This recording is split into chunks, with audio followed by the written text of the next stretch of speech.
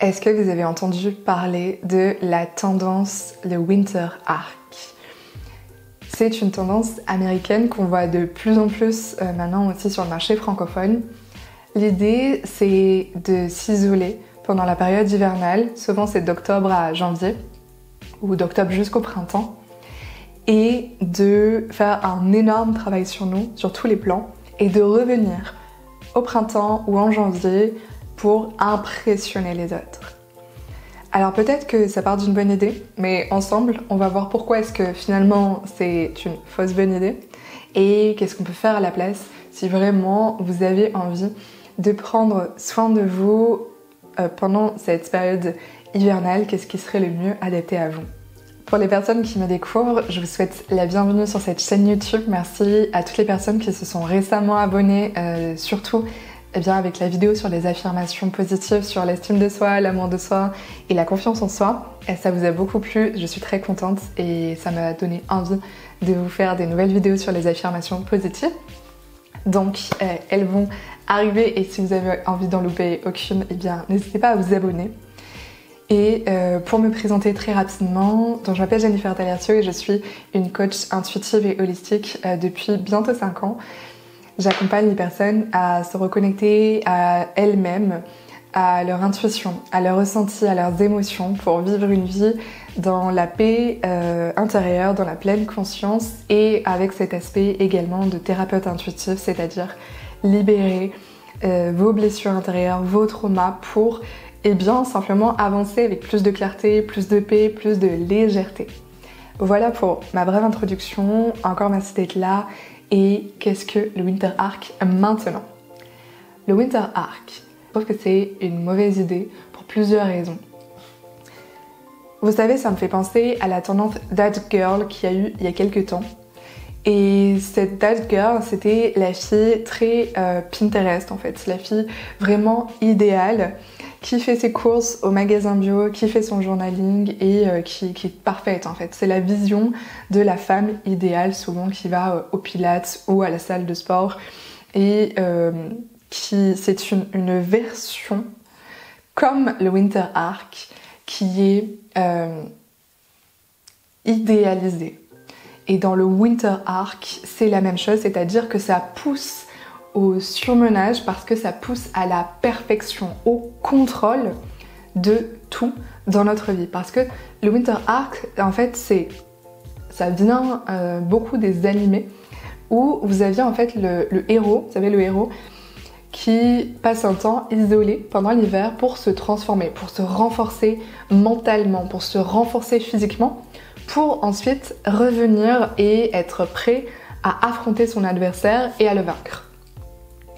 Sauf qu'on l'a pris et on l'a mis dans notre vie à nous et ça pose problème pour plusieurs raisons. Parce que déjà, on confond peut-être la fiction avec la réalité, c'est-à-dire que on revient pour impressionner les autres. J'ai déjà vu plusieurs vidéos, surtout des vidéos américaines, sauf que le marché francophone s'inspire énormément aussi du marché américain, donc je l'ai vu aussi finalement arriver en France, où on va impressionner les autres. Est-ce qu'on a vraiment besoin d'impressionner notre entourage? Pourquoi est-ce qu'on fait ça?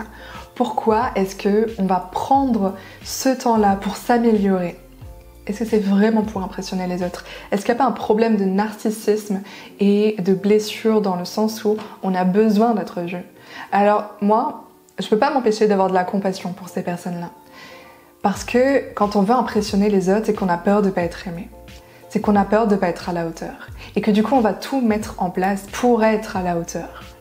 Et même dépasser certaines limites, c'est-à-dire profiter vraiment de ce moment-là pour se déployer physiquement, d'être plus fort physiquement, d'être plus fort mentalement, parce qu'on veut impressionner. Donc on veut que vraiment notre transformation soit remarquable, que les autres puissent la voir, puissent la ressentir, puissent se dire waouh, mais quelle est cette Jenny qui a passé tout l'hiver en train d'hiberner, finalement elle n'était pas en train d'hiberner, elle était en train de se transformer, mais waouh. Non, est-ce qu'on a vraiment envie de ça au fond de nous? Ou est-ce qu'on n'a pas juste envie d'être aimé pour qui l'on est vraiment? Alors je dis pas. Pour moi c'est aussi important de faire du mieux que l'on peut et de ne pas se laisser aller à la paresse, à la distraction facile.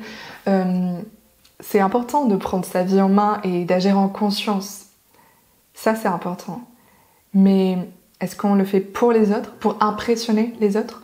Ou est-ce qu'on le fait d'abord pour soi, pour se sentir bien, pour se sentir en paix avec nous-mêmes et ensuite être tellement dans l'amour, tellement dans cette ouverture-là, et bien que les autres le ressentent parce que on émane ça. Ça, pour moi, c'est beau, c'est sain, et quand on est tellement bien avec nous-mêmes, et bien on a aussi de l'amour à débordement et on peut aussi en offrir aux autres. Mais on n'est pas là pour amuser la galerie ou impressionner la galerie. J'ai vu beaucoup de personnes, surtout des femmes, mais beaucoup de femmes avec aussi that girl qui étaient dans le surmenage, qui étaient dans une espèce de trop-plein mental, trop-plein émotionnel, qui faisaient aussi face à des crises d'anxiété parce que ce soit le Winter Arc ou that girl, en fait il y a eu des mots qui ont été mis dessus, mais c'est un peu comme sur un idéal à atteindre, qui est un idéal qui en réalité n'existe pas vraiment, mais tout le monde va faire comme si il existait, et donc chacun ou toutes les personnes qui adhèrent à ça vont essayer d'atteindre cet idéal-là. Mais c'est dans le non-respect de nos besoins physiologiques, dans le non-respect de notre système nerveux, parce que justement les personnes qui vont tendre vers ça, c'est des personnes qui, à la base, ont déjà ça d'activer, c'est-à-dire ce contrôle-là, une tendance au stress, à l'épuisement, au surmenage, et c'est pas en allant vers le Winter Arc que elles vont réussir quelque chose. Elles vont se sentir mieux dans leur vie. Parce que je pense au contraire que pour les personnes qui ont déjà tendance à être beaucoup dans le contrôle, et l'idée c'est au contraire de venir apprendre à mieux gérer son système nerveux, à mieux appréhender leurs émotions, à mieux appréhender aussi leurs pensées, parce que c'est aussi relié les pensées et les émotions, et faire ce travail intérieur-là pour apprendre à se connaître, à s'aimer soi-même, à se sentir suffisant, à se reconnaître soi-même, à se voir telle qu'elle est déjà, sans avoir besoin de faire tout cela, d'impressionner les autres pour se sentir appartenir. Parce que le besoin de reconnaissance, d'appartenance, de se sentir aimé, c'est un besoin qui est absolument naturel et qui est présent chez tout le monde. Même moi, je ressens ça. Et j'ai aussi fait ce travail-là sur moi de perfectionnisme, de besoin de contrôle, ce manque de lâcher prise. Donc je sais aussi ce que c'est que de vivre cela. C'est pour ça que j'ai beaucoup de compassion aussi. Et je trouve que c'est dommage qu'il y ait ces tendances-là qui prônent ça, qui prônent ce contrôle excessif sur tout.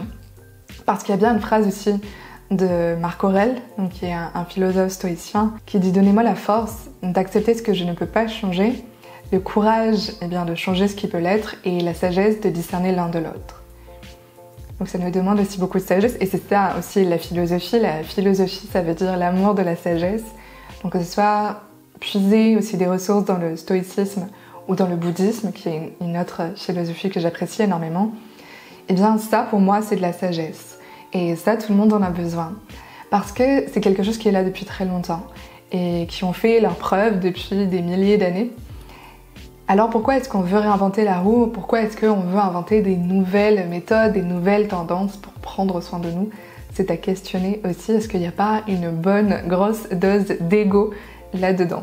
Et moi mon but, que ce soit aussi bien au travers des vidéos sur YouTube que je vous propose chaque semaine ou dans les coachings avec moi, je vous invite à ça. Je vous invite à revenir à votre cœur, à apprendre à lâcher prise, à révéler votre moi idéal, votre meilleure version de vous, tout en respectant vos besoins, tout en vous respectant, et à vivre une vie en fait où les miracles arrivent parce que vous êtes ouverte à ça. Alors si tu as envie ou si vous avez envie de faire ce pas supplémentaire pour vous reconnecter à vous, vous respecter, vous aimer, ne plus avoir besoin d'impressionner les autres, de ne plus être dans le contrôle excessif ni dans le perfectionnisme, et simplement de passer à l'action maintenant avec courage, en vous lançant des challenges, en vous amusant, vous pouvez réserver votre appel découverte pour le coaching Cœur Vaillant si vous voulez vraiment un engagement et une transformation sur le long terme.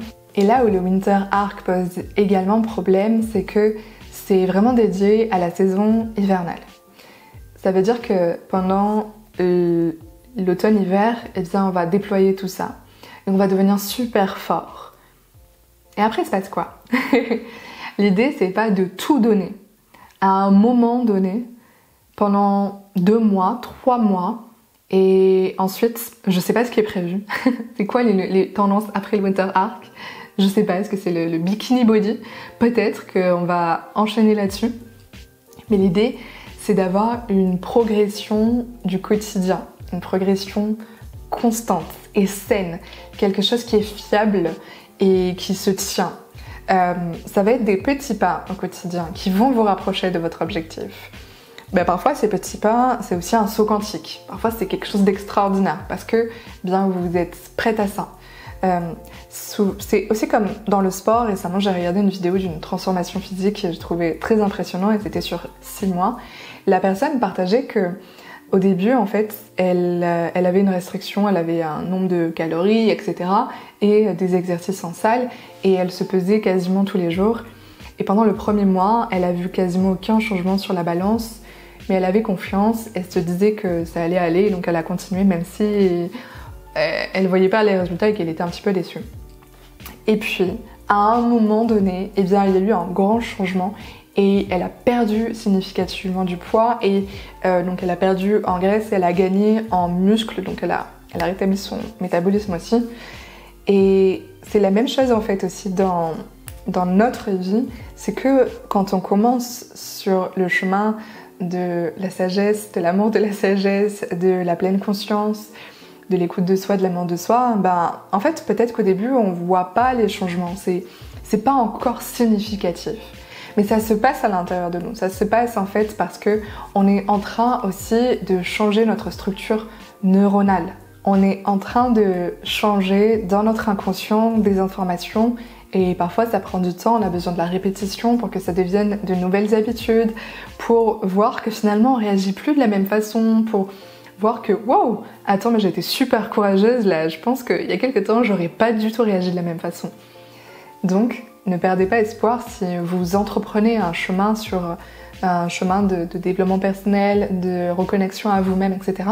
Si vous voyez pas les résultats tout de suite, eh bien gardez la foi, c'est aussi pour ça que c'est aussi important finalement de se faire accompagner, d'avoir un coach, une coach si on le désire, parce que les résultats sont exponentiels et ça nous aide aussi à garder le cap. Mais donc l'idée c'est d'y aller pas à pas, d'avancer avec courage et persévérance et pas de tout donner à un moment donné. Parce qu'on va aussi pouvoir peut-être se décourager parce que c'est difficile de vouloir tout donner et d'entreprendre un tel changement sur si peu de temps. Alors si on apprenait aussi à trouver du bonheur dans la gratitude pour le processus de transformation personnelle, le processus de déployer le meilleur de nous-mêmes chaque jour et apprendre à lâcher prise quand eh bien, c'est ce qui s'invite à nous aussi pour accueillir le meilleur dans nos vies. Parce que c'est souvent quand on s'y attend le moins qu'on a les meilleurs cadeaux de la vie. Dites-moi dans les commentaires, vous, comment est-ce que vous vivez cette période hivernale? Comment vous l'appréhendez aussi? Est-ce que ce Winter Arc vous tente ou est-ce que vous avez une approche qui est différente? Je vais tenter un défi pour ce mois de décembre. J'espère de tout cœur y arriver. N'hésitez pas à m'encourager. C'est de poster 2 vidéos par semaine, donc en décembre. Une le mercredi avec des méditations guidées et des affirmations positives et une le dimanche matin avec des vidéos comme celle-ci, avec de l'inspiration, des conseils et tout ce que je peux vous apporter autour du bien-être holistique, intuitif, pour prendre soin de vous, pour créer la meilleure vie pour vous sentir en paix et confiant. Donc n'hésitez pas à vous abonner pour ne louper aucune de ces vidéos-là, de mettre un j'aime à cette vidéo que vous êtes en train de regarder si elle vous plaît. En attendant, prenez soin de vous et souvenez-vous qu'à cœur vaillant, rien d'impossible.